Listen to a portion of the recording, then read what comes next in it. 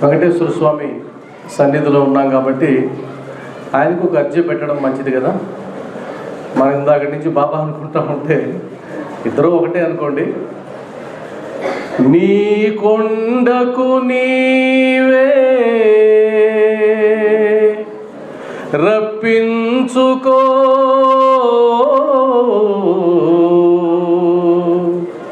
ఆపద ముక్కులు మాచే ఇప్పించుకో. ఓ తిరుపతి వెంకటేశ,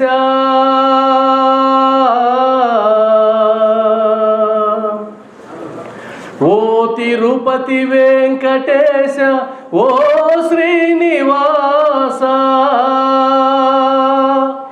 నీవిచ్చిన ఈ జన్మకు విలువ కట్టుకో.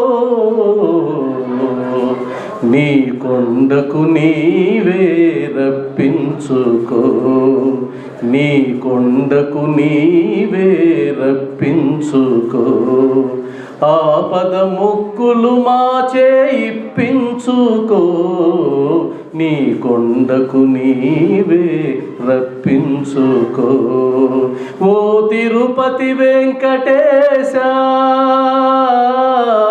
ఓ తిరుపతి వెంకటేశ, ఓ శ్రీనివాస, నీవిచ్చిన ఈ జన్మకు విలువ కట్టుకో. నీ కొండకు నీవే రప్పించుకో. కొండంత సంసారం మోయలేని మానవులం, ఏడు కొండలనెక్కి రమ్మంటే రాలేము. సాటి మనిషి సౌఖ్యానికి సాయపడని దుర్బలులం, సాటి మనిషి సౌఖ్యానికి సాయపడని దుర్బలులం, స్వర్గానికి నిచ్చెనలు వేయలేము. నీ కొండకు నీవే రప్పించుకో. మా మనస్సు మా హృదయం పరస్పరం శత్రువులై, మాలోపలి దివ్య జ్యోతి మసకేసిపోతున్నది. అహంకారం అనగించి మమకారం తొలగించి, అహంకారం అనగించి మమకారం తొలగించి, చేయూతనిచ్చి మమ్ము చేరదీసుకో. నీ కొండకు నీవే రప్పించుకో, ఆపద ముక్కులు మాచే ఇప్పించుకో. నీ కొండకు నీవే రప్పించుకో.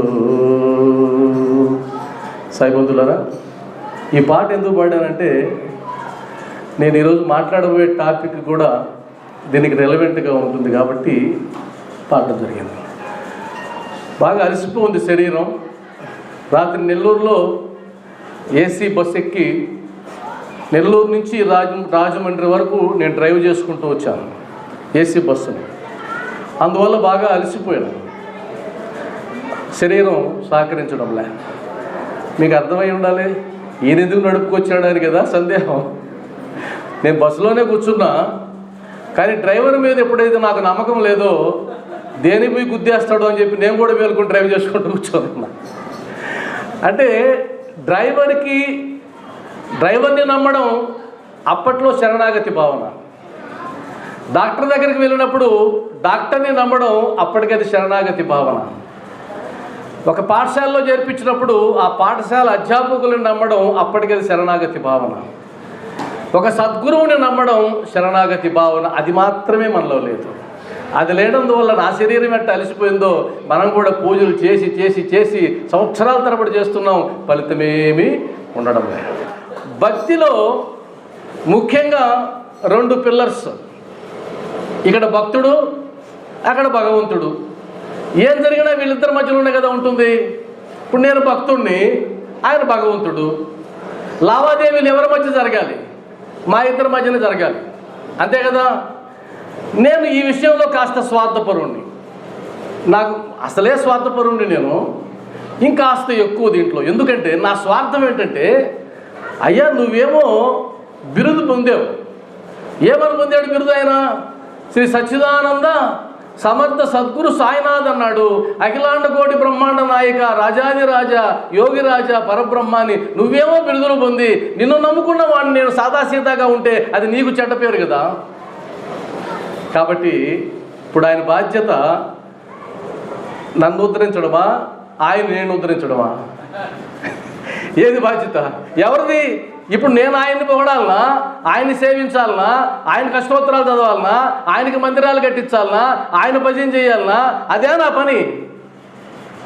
ఏది నా పని? ఇప్పుడు నా పని ఏంటంటే నన్ను నేను ఉద్ధరించుకోవాలి. నన్ను నేను ఉద్ధరించుకొని ఆయన ముందు గర్వంగా నిలబడినప్పుడు మీరు నన్ను చూసి ఒక సాయి భక్తుడు చూశారా ఏ స్థాయికి ఎదిగాడో, ఒక సాయి భక్తుడు చూశాడా ఎంత పరివర్తన చెందాడో, ఒక సాయి భక్తుడు చూశాడా ఎంత మంచి గుణాలతో ఉన్నాడో, ఇది కదా సాయి భక్తుడు. ఈ సాయి భక్తుడిని తయారు చేసినటువంటి సాయినాథ్ మహారాజ్కి జై కదా. కాబట్టి నా సెంట్రల్ పాయింట్ బాబా కాదు, నా సెంట్రల్ పాయింట్ మన గురించే మనం మాట్లాడుకోవాలి. ఎందుకంటే ఆయనకేంటి, ఆయన గురించి మనం మాట్లాడుకోవాల్సిన అవసరం ఏంటి? మనం మాట్లాడుకోవాలి. ఎందుకంటే ఇందాక గురువుగారు చెప్పినట్టు భగవత్ స్వరూపం యొక్క అసలు రూపం ఏంటంటే ఆనందో బ్రహ్మ. ఆయన పేరు కూడా ఏంటంటే సచ్చిదానంద. మరి ఆనంద ఆనంద అంటున్నాం కదా, మరి ఈ ఆనందం మన జీవితాల్లో దొరుకుతుందా? ఎంతమందికి దొరుకుతుంది? ప్రశ్న వేసుకోవాలి కదా. ఒక పాఠశాలకు వెళ్ళినప్పుడు ఒక ప్రశ్న వేస్తారు తల్లిదండ్రులు, ఏమరా చదువు వచ్చిందా, ఇది ఎక్కాలి చెప్పు అంటాడా లేదా? లేదు మార్కులు లిస్ట్ చూపి, నీ ప్రోగ్రెస్ కార్డు చూపి అంటావా లేదా? అదేవిధంగా బాబాకు సంబంధించినటువంటి వాటిల్లో మనం వేసుకోవాల్సిన మొట్టమొదటి ప్రశ్న, 84 లక్షల రకాల జీవరాశుల్లో ఏదో ఉత్కృష్టమైనటువంటి నరజన్మంట, ఇది చాలా దుర్లభం అంట దొరకడం, ఇది సామాన్యం కాదంట. నరజన్మ దుర్లభం, అలాంటి గురువు దొరకడం కూడా దుర్లభం అంట అని చెప్పేసింది. 2 దుర్లభాలు ఇక్కడ ఉన్నాయి. మనం ఇలా మనిషిగా పుట్టడము దుర్లభమే, అలాంటి గురువు దొరకడము దుర్లభమే. ఈ 2 దుర్లభాల మధ్య మనం సాధించాల్సింది ఏంటి అంటే కనుక ఆనందాన్ని పొందగలగడం. ఆనందాన్ని పొందుతున్నామా? ప్రశ్న. మీరు ఏ గడపకి వెళ్ళి తొక్కండి, ఏ గడపకి వెళ్ళి నిజాయితీగా వాళ్ళ గుండెల మీద చేసుకొని, అమ్మా మీ జీవితంలో కేవలం ఆనందం మాత్రమే ఉందా, అయితే నువ్వు దేవుడి బిడ్డవే అని అంటే ఏమంటారు? లేదు లేదు లేదు, దుఃఖం కూడా ఉంది. కొంతమందికి దుఃఖం అంతా నా జీవితంలోనే ఉందయ్యా, ఇదే కర్మ, దేవుడు పగబట్టాడు నన్ను అంటారా లేదా? దుఃఖం అంతా నా దగ్గరే ఉంది.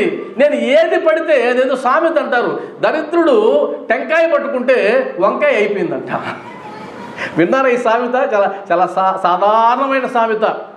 వీడు అడుగు పెడితే నాశనం అది అంతే. వాడేమనుకుంటాడు, నేను ఏమి కర్మ చేశాను, ఏ పాపం చేశాను, ఎక్కడ అడుగు పెట్టినా నాశనంగా ఉంది అని వాడు తపన పడిపోతూ ఉంటాడు. కానీ శాస్త్రం ఏం చెప్తుందంటే, కుంతీదేవి శ్రీకృష్ణ భగవాను అడిగిందంట, కృష్ణ నువ్వు ఎప్పుడూ నాకు దుఃఖాన్ని ప్రసాదించు, కష్టాన్ని ప్రసాదించు, ఎందుకంటే కష్టాన్ని ప్రసాదించినట్లయితే నువ్వు నాకు గుర్తుంటావు, నేను నీకు గుర్తుంటాను. పాండవులు కష్టాలు పడబట్టి కదా నువ్వు పాండవుల పక్షాన్ని చేరావు. ధర్మం పక్కన పెడదాం, ధర్మం ఉంది కాబట్టి చేరాడు, అది వేరే విషయం, అది కూడా తెలుసు. కానీ కష్టాల్లో ఉన్నారు, ఆదుకోవడమే కదా. మరి అన్ని కష్టాలు అనుభవిస్తూ ఉన్నప్పుడు, ఇంతమంది ఏ గడప దొక్కినా నీకు కష్టాలు ఉన్నప్పుడు, మరి అందరూ పొలోమంటూ భగవంతుడి దగ్గరకు వచ్చేయాలి కదా, అన్ని త్యాగం చేసి వచ్చేయాలి కదా. ఇందా గురువుగారు అంటుంటే విన్నాను, 1 గంట మీరు త్యాగం చేశారంటే ఆ గంటలో ఎన్ని వదులుకోవాలి మీరు అన్నారు కదా. మరి మేము కష్టాల్లో ఉన్నామయ్యా, నా కష్టాలు తీర్చేవాడు భగవంతుడని మీరు నిజంగా నమ్మినట్లయితే మీరు కంప్లీట్గా భగవంతుడి దగ్గరే ఉండాలి కదా. ఉంటున్నామా? అందరూ ఉంటున్నారా? పరుగులు పెడుతున్నారా? లేదే. ఎందుకు లేదు అంటే ఏదో తేడా జరుగుతూ ఉంది కదా. ఆ తేడా ఏంటో నేను ఇప్పుడు మాట్లాడతాను. అంటే కష్టాలకి మూలం కర్మ సిద్ధాంతం ఒకటి ఉంది, నేను చేసుకున్న పనులు కొన్ని ఉన్నాయి. కర్మ సిద్ధాంతం, స్వయంకృతాపరాధం 2 సైమల్టేనియస్గా ఉన్నాయి. ఏదేమైనా కూడా కష్టాలు అయితే ఉన్నాయి, కష్టాలు లేకుండా ఉండగలిగేవాడు లేడు. అలా లేకపోవడానికి కారణం ఏంటంటే ఎక్కడో చిన్న పొరపాటు జరుగుతున్నట్టుగా నాకు అనిపిస్తూ ఉంది. దాన్ని ఏదన్నా చర్చించుకునే అవకాశం ఉంటే చేద్దాం. నా మనసే అమాయకం సాయి, నా బ్రతుకే అయోమయం సాయి, నా మనసే అమాయకం సాయి, నా బ్రతుకే అయోమయం సాయి. ఏమి తెలుపను స్వామి నీకు తెలియనిదేమి, నిన్ను నమ్మానోయి నన్ను మరిచావోయి, నువ్వు కాకుంటే కాచేదెవరోయి. నా మనసే అమాయకం సాయి, నా బ్రతుకే అయోమయం సాయి. సాయి నాకు ఏమీ రాదు, లోకం తీరే అర్థం కాదు, పోనీ కాస్తంత లౌకికమలేదు, నాలో సూటిదనం అందరికీ చేదు, ఎట్టాగయ్యా బ్రతికేదింకా, నువ్వే ఏదో దయచూడింకా, ఇక ఎలాగయ్యా దయామయ కనికరించకుంటే, నా మనసే అమాయకం సాయి, నా బ్రతుకే అయోమయం సాయి.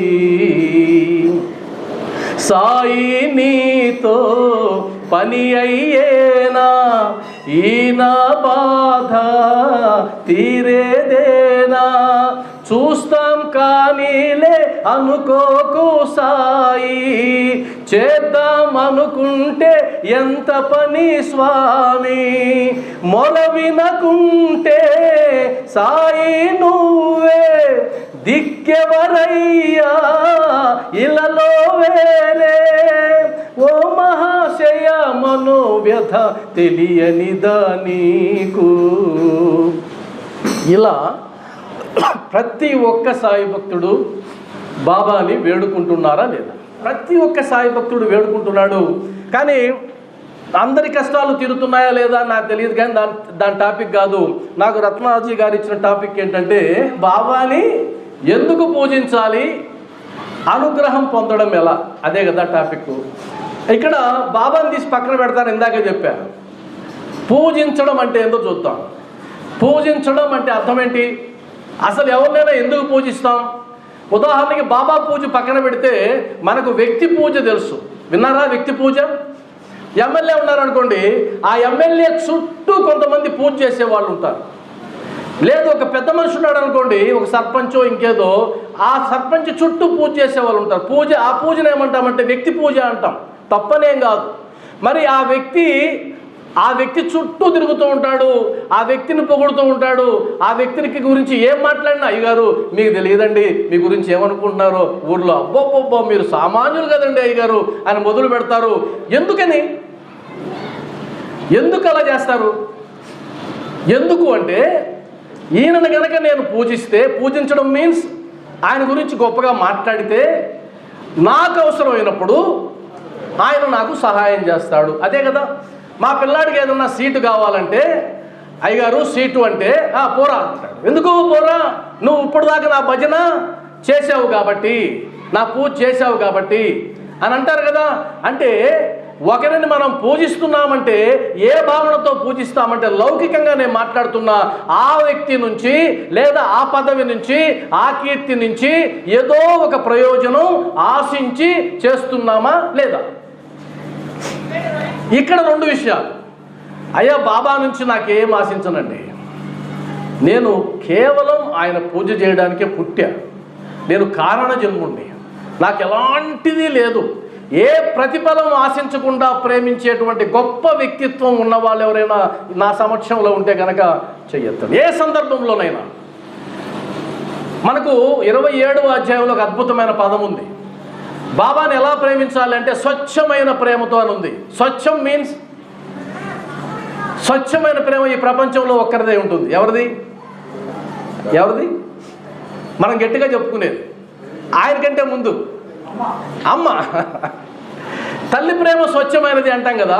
మరి ఎందుకు తల్లి ప్రేమ స్వచ్ఛమైనది అంటే, స్వచ్ఛం మీన్స్ ప్రతిఫలం ఆశించనిది. బిడ్డ నుంచి ఏ ప్రతిఫలం ఆశించకుండా ప్రేమించేది, సేవ చేసేది ఒక్క తల్లి మాత్రమే. తండ్రి కూడా పక్కన పెడదాం, తల్లి గురించి మాట్లాడితే. అందుకని ఆయన మనం ఏమంటాం? సాయి మాత అంటాం. ఎందుకు ఆయన సాయి మాత అయినాడు?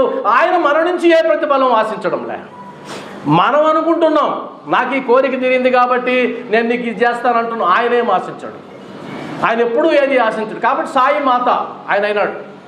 ఇప్పుడు మనం ఆశించడం తప్పని నేను అనడంలే, ఆశించాల్సిందే. కానీ ఏ ఉద్దేశంతో ఆశించాలంటే, నేను ఎవరి పాదాలు పట్టుకున్నానో ఆ పాదాలని ఎందుకు పూజిస్తున్నాను అని అంటే ఒక క్లారిటీ మనకు ఉండాలి.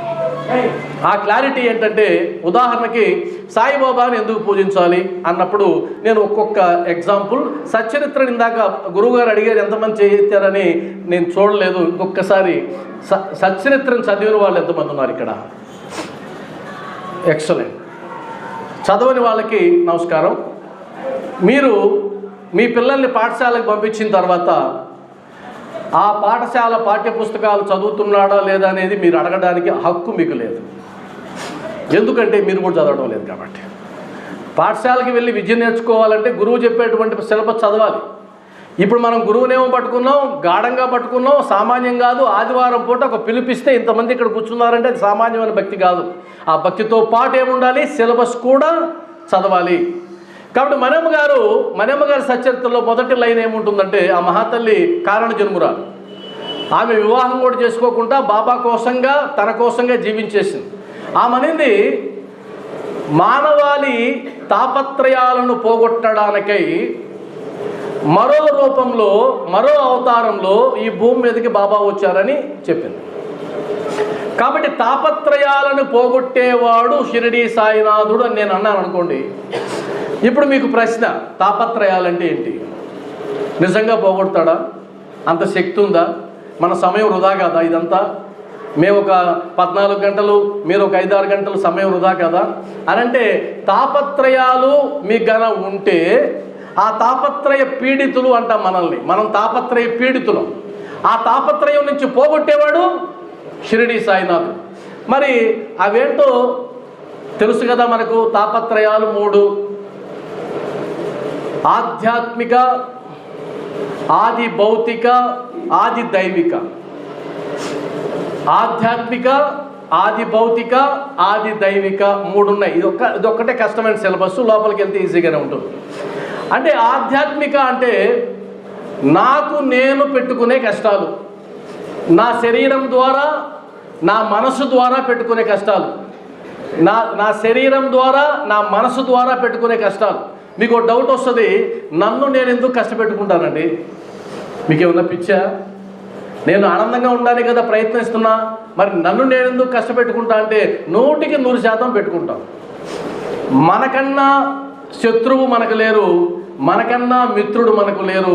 ఉద్ధరేదాత్మనాత్మానం అన్నటువంటి శ్లోకంలో కూడా, అయ్యా నీ ఆత్మను నువ్వే ఉద్ధరించుకోవాలి, ఎందుకంటే నీకంటే శత్రువు లేడు నీకు, నీకంటే మిత్రుడు లేడు అని తేల్చి పారేశారు. కాబట్టి ఇక్కడ మనకు మనం శత్రువులు ఎప్పుడు అవుతాము అంటే కనుక, మనం దుర్గుణాలతో ప్రవర్తించినప్పుడు నాకు నేను శత్రువుని అవుతాను. ఉదాహరణకి జైల్లో చాలామంది ఉన్నారు కదా, ఇప్పుడు ఉన్నారా? ఎందుకు జైల్లో పెట్టారు? అరే నువ్వు స్వేచ్ఛగా తిరగడానికి లేదు ఇక్కడ. ఎందుకు లేదు? ఎందుకు స్వేచ్ఛగా తిరగకూడదు? ఎందుకంటే నువ్వు ప్రమాదకరమైన వ్యక్తివి. ఎందుకు ప్రమాదకరం? నీ గుణాలు మంచివి కాదు. ఎందుకు గుణాలు మంచివి కాదు? నువ్వు పెరిగిన వాతావరణం, నీ జీన్స్, నీ పెంపకం మొత్తం కంప్లీట్గా సమాజానికి చెడు చేసేలాగా ఉన్నాయి. కాబట్టి నువ్వు సమాజంలో తిరగడానికి వీలు లేదు, నీకు స్వేచ్ఛ లేదు, నువ్వు పోయి జైల్లో ఉండాలి అని జీవితకాలం వేసేసే వాళ్ళు ఉన్నారు. 7 సంవత్సరాలు 8 సంవత్సరాలు వేసే వాళ్ళు ఉన్నారు. అంటే అర్థం ఏంటంటే, నీలో ఉన్న దుర్గుణాలు నిన్ను బాధ పెట్టాయా లేదా? బాధ పెట్టలేదా? నేను జైలు పాలు చేయలేదా? ఇంకొకటి, ఏమండి ఆ పక్కింట్లో వాళ్ళు నాతో మాట్లాడండి అని అన్నారు. నేను వాళ్ళని పోయి అడిగాను, ఏమమ్మా మీరు వాళ్ళతో మాట్లాడరంటనే అని అంటే, అమ్మో వాళ్ళు దారుణమైన వ్యక్తులండి, వాళ్ళు మాట్లాడితే వాళ్ళ నోట్లో మనం నోరు పెట్టగలమా? వాళ్ళు సామాన్యులు అనుకుంటున్నారా? వాళ్ళకున్న ఈర్ష్య, వాళ్ళకున్న అసూయ ఎవరికీ లేదండి అని అంటారు. ఇప్పుడు నీలో ఉన్నటువంటి దుర్గుణాలు మీ సంబంధాలు చెడగొట్టాయా లేదా? 100% చెడగొట్టాయా లేదా? అంటే అర్థం ఏంటంటే సాయి బంధువులారా, బాబా పాదాలు పట్టుకోక ముందు నువ్వు ఎలా ఉన్నావో, బాబా పాదాలు పట్టుకున్న తర్వాత నువ్వు ఎలా ఉన్నావో ఆ తేడా నీకు నువ్వు చూడగలుగుతున్నావా? నెంబర్ 1. నీ మానసికంగా తేడా వచ్చిందా? ఆలోచనలు ఎలా ఉన్నాయి చెక్ చేసుకోండి. నీ ప్రవర్తన ఎలా ఉంది? ఈ 2 చెక్ చేసుకుంటూ వెళ్తే ఒక తాపత్రయం నుంచి బయటపడాలి. అయితే బాబా వారు ఏం చేస్తారండి దానికి అంటే ఆయన సిలబస్ ఇచ్చాడు. ఈ సిలబస్లో ఏముందంటే నీ మనసులో దుర్మార్గమైన ఆలోచనలు ఉంటే ఎలా పోగొట్టాలో ఇందులో ఉంది. అదేవిధంగా నీ శరీరాన్ని ఎలా కాపాడుకోవాలో, ఆ శరీరానికి ఉన్న ప్రాధాన్యత ఏంటో, మానవ జన్మ యొక్క ప్రాధాన్యత ఏంటో, అంటే ఒక గుర్రపు రౌతు గమ్యాన్ని చేరే వరకు నీ శరీరాన్ని ఎలా ఆ గుర్రాన్ని ఎలా కాపాడుకుంటాడో నీ శరీరాన్ని అలా కాపాడుకోరా అన్నటువంటి అద్భుతమైన సూక్తి దీంట్లో ఉంది. అరే నువ్వు మాట్లాడేటప్పుడు ఇతరులతో జాగ్రత్తగా మాట్లాడు. ఎందుకంటే ఎంతో పండితులుగా అనుకున్న వాళ్ళు, ఎన్నో గౌరవాలు పొందిన వాళ్ళు, లౌకికంగా సర్రనేటువంటి బిరుదులు పొందిన వాళ్ళు కూడా బాబా దగ్గరకు వచ్చి మౌనంగా ఉండేవాళ్ళు. బూటి, నోల్కర్, కాపర్దే వీళ్ళు వాస్తవానికి గొప్ప గొప్ప బిరుదులు పొందిన వాళ్ళు. గురువు సాంగత్యంలో ఏం నేర్చుకున్నారంటే నాకున్నటువంటి లౌకిక విద్యలన్నీ కూడా ఆ పారమార్థిక విద్య ముందు సున్నా అని తెలుసుకున్నారు. కాబట్టి మౌనంగా ఉండిపోయినారు. ఆ మార్పు మనలో వస్తుందా? మరి రామదాసి అనేటువంటి ఒక భక్తుడిని దృష్టిలో పెట్టుకొని విష్ణు సహస్రనామ యొక్క గొప్పతనాన్ని తెలుపుతూ ఎంతో గొప్ప బోధ చేశాడు.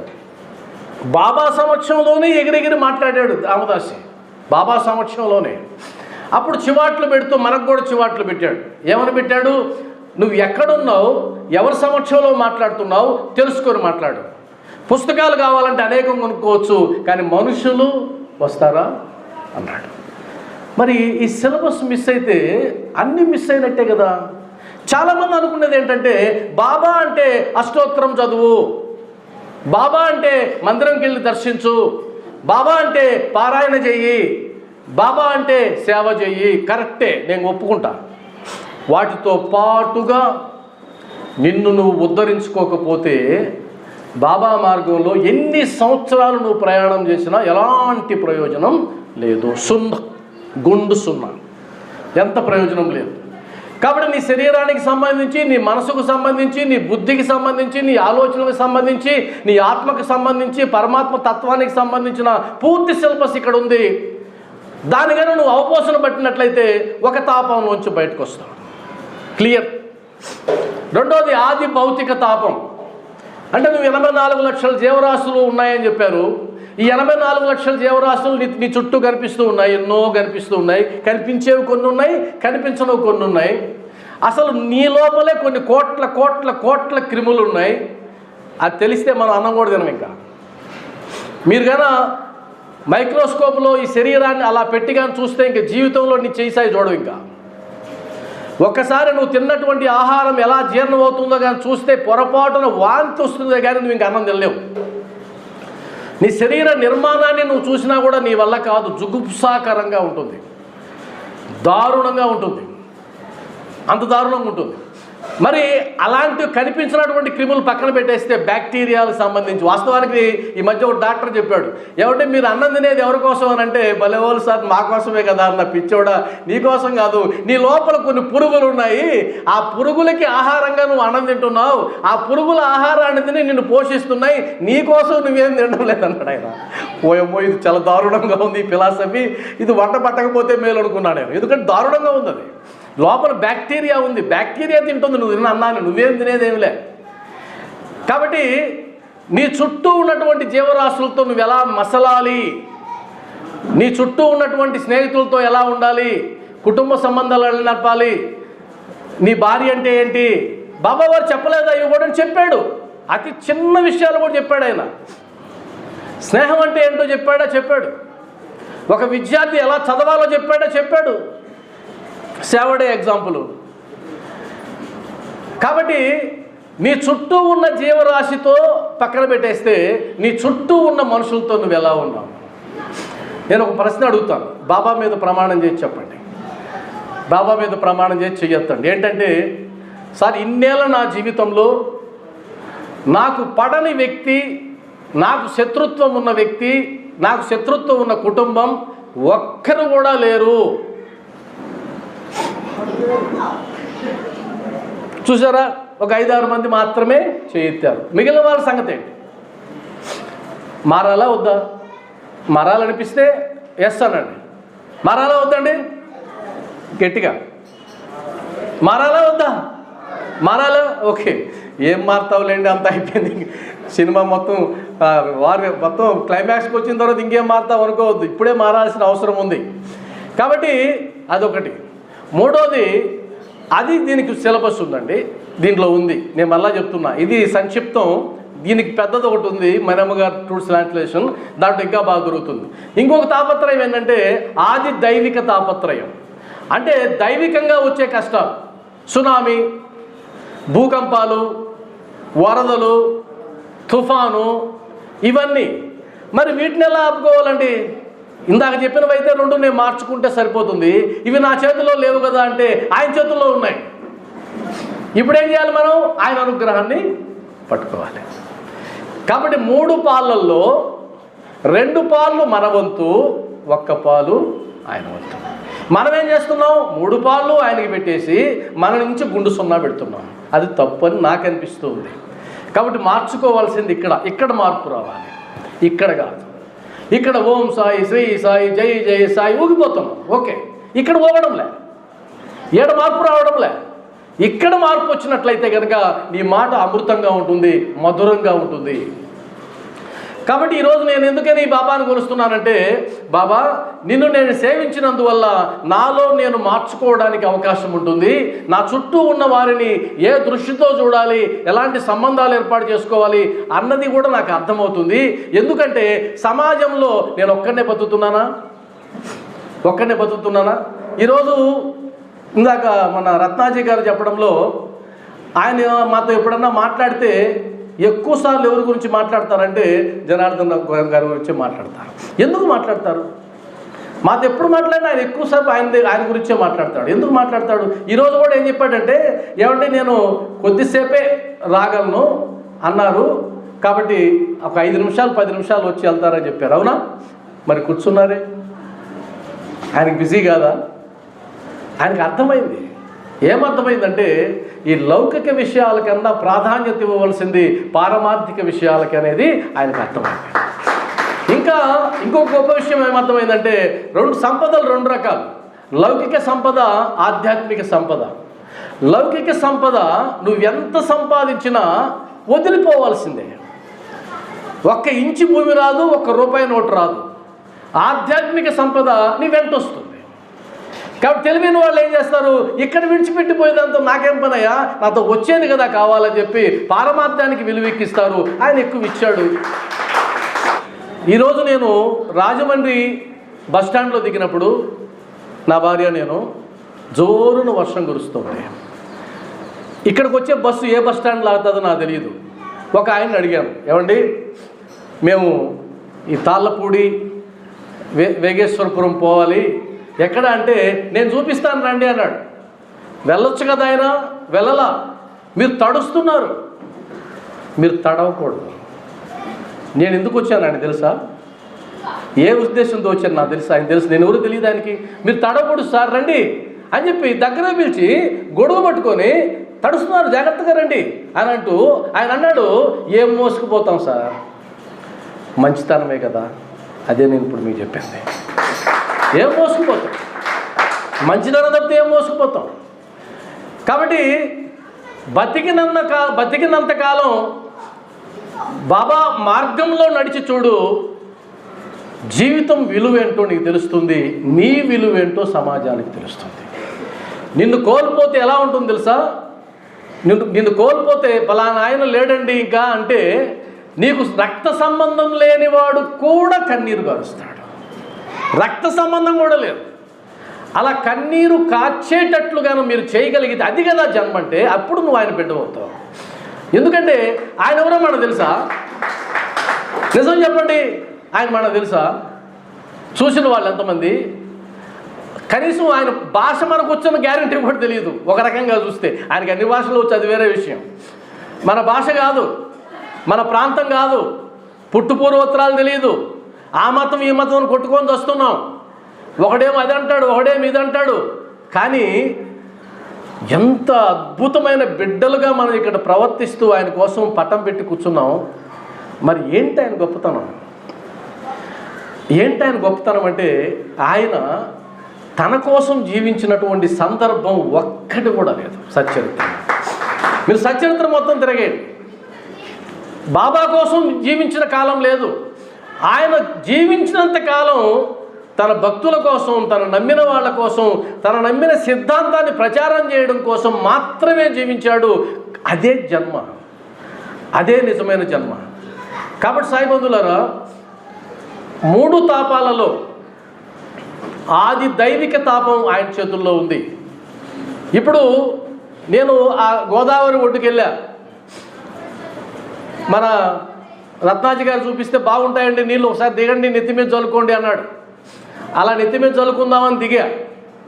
అక్కడ ఏదో ప్రమాదం ఉంది, అది నా చేతుల్లో లేదు. ఆయన అనుగ్రహం ఉంటే ఒక్క కేక వేసి, కృష్ణ గారు వచ్చేయండి పైకి అంటాడు. నేను పైకి రాగానే వరదొచ్చి కొట్టుకుపోద్ది. నన్ను ఎవరు కాపాడారు? ఆయన కాపాడాడు. అది నా చేతుల్లో ఉందా? నన్ను మార్చుకోవడం నా చేతుల్లో ఉంది, అది ఆయన చేతుల్లో ఉంది. సునామీ వచ్చింది, మెరీనా బీచ్లో 100 మంది ఉన్నారు. కానీ కొన్ని కుటుంబాల వాళ్ళు ఎవరో చెప్పినట్టు, ఎవరో పిలిచినట్టు అప్పుడే వెళ్ళిపోయారు. వాళ్ళ హిస్టరీ చూడండి కావాలంటే. వాళ్ళు ఏడుస్తూ కన్నీటి పర్యంతంతో చెప్పారు, ఏమండి మాకెందుకు అక్కడ ఉండాలనిపించలేదు, మాకు వెళ్ళాలనిపించింది, మేము ఇంటికి చేరుకున్నామో లేదో సునామీ వచ్చేసింది. ఉండుంటే ఏమై ఉండేదో. అది ఆయన ప్రతాపం. మీకు ఒకసారి బసంత తగలబడిపోయింది, గుర్తుందా? బసంత తగలబడిపోయి అందరూ సజీవ దహనం అయిపోతే ఒక ముస్లిం వ్యక్తి మాత్రం రక్షించబడ్డాడు. ఆయన తప్పించుకొని బెంగళూరుకి వెళ్ళిపోయి 4 రోజులు స్పృహ లేక 4వ రోజు ఆయన పేపర్ స్టేట్మెంట్ ఇచ్చాడు, నేను ఎలా బతికానో తెలుసా అని. ఆయన ఒక్కడు బతికాడు. ఆయనకు నమాజ్ పెట్టుకునే అలవాటు ఉంది, అలారం పెట్టుకునే అలవాటు ఉంది. అప్పుడే ఆయనకి నమాజ్కి అలారం మోగింది. నమాజ్ చేయాలంటే అక్కడ అందరూ ప్యాసింజర్లు ఉన్నారు కదా, అందువల్ల క్యాబిన్లో బాగుంటుందని ఆయన బలవంతంగా డోర్ తీసుకొని క్యాబిన్లోకి వచ్చి, అయ్యా మీరేమనుకోకపోతే కాసేపు నమాజ్ చేసుకుంటానన్నాడు. అలా కూర్చున్నాడో లేదో తగలబడిపోయింది. డ్రైవర్ దూకేశాడు, ఆయన దూకేశాడు. ఇప్పుడు ఆయన ఏమంటాడు తెలుసా?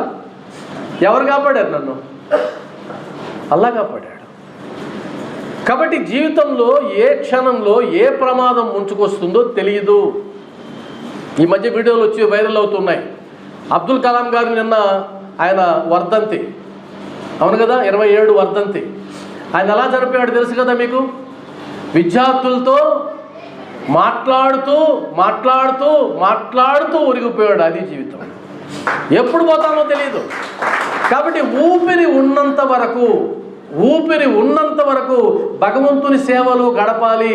ఎందుకు అంటే ఆయన అనుగ్రహం చేత ఆయన జ్ఞానాన్ని ఇచ్చాడు. ఆ జ్ఞానం చేత నన్ను నేను మార్చుకోగలను, ఆధ్యాత్మిక తాపాల నుంచి బయటపడగలను, ఆది భౌతిక తాపాల నుంచి బయటపడగలను. ఎలా మాట్లాడాలో నేర్పిస్తాడు మా గురువు. ఆయన ఎంత ప్రేమమయుడు అంటే ఎలా మాట్లాడాలో నేర్పిస్తాడు, ఎలా నడుచుకోవాలో నేర్పిస్తాడు. ఇది చెప్పు, ఇది ఒప్పు అంటాడు. అన్ని చిన్న చిన్న విషయాలు కూడా దగ్గరుండి బిడ్డకు నేర్పించినట్టు నేర్పిస్తాడు. కాబట్టి ఆయన కన్నా సద్గురువు నాకు ఇంక దొరికే అవకాశం లేదు. కాకపోతే ఆయన అనుగ్రహం నేను గట్టిగా సంపాదించాల్సింది ఎక్కడంటే ఆది దైవిక తాపాలు. అవి ఎప్పుడు వస్తాయో తెలియదు, ఏ ప్రమాదం వస్తుందో తెలియదు.